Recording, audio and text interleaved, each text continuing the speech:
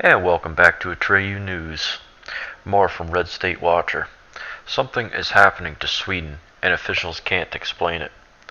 Sweden is now the rape capital of the world. I remember by 2012, Sweden already had this statistic.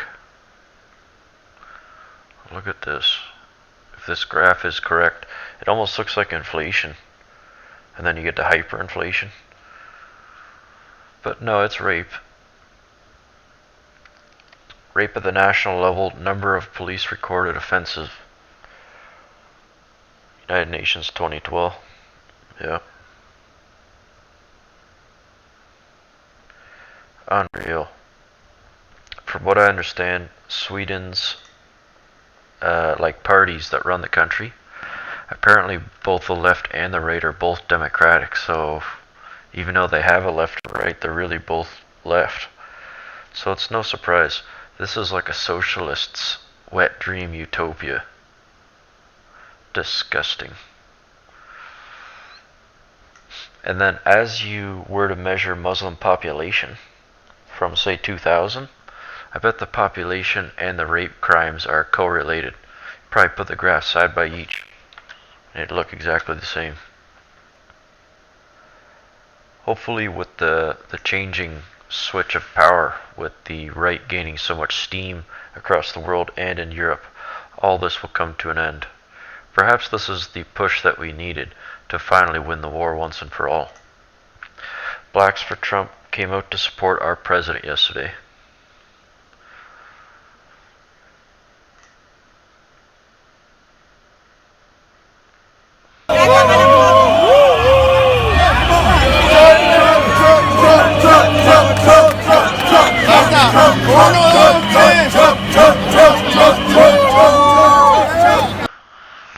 It's beautiful. People of all colors and backgrounds are united. And this is like what the mainstream media and the elite that rule the world, the shadow government, this is what they're afraid of. Breaking. Source of Trump leaks has been found, and it's bad. Reported originally by Got News, the primary source of the information leaks in the Trump administration is none other than Never Trump Republican Katie Walsh. Big surprise.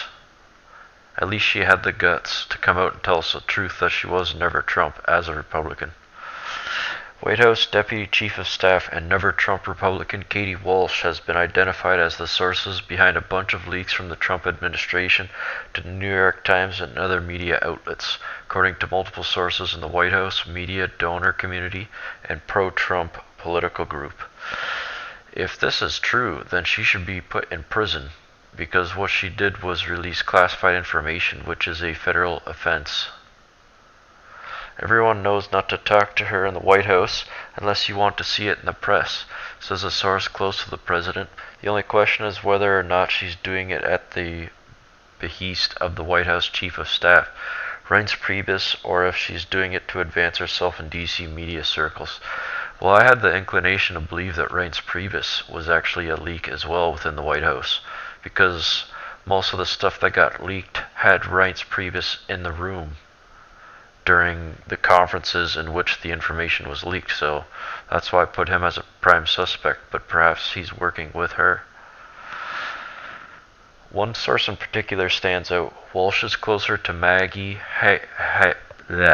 Haberman, a New York Times reporter who wrote fawning pro-Republican National Committee stories during the presidential election. Walsh has also planted stories in the Washington Post and Politico. Walsh is referred to as Madame President in the White House, says a senior aide. It isn't a compliment. Walsh would have signed access as she controls the president's schedule. There's also reportedly a trove of emails whether Katie Walsh and Reince Priebus discuss how to rid themselves of Trump, according to a former Never Trump consultant. See, I knew there's something fishy about the whole thing, but I think like this article is getting at, perhaps they are working together. The president and his allies have been deliberately feeding her fake information in order to find her network. So this source close to that's funny. It's been going well.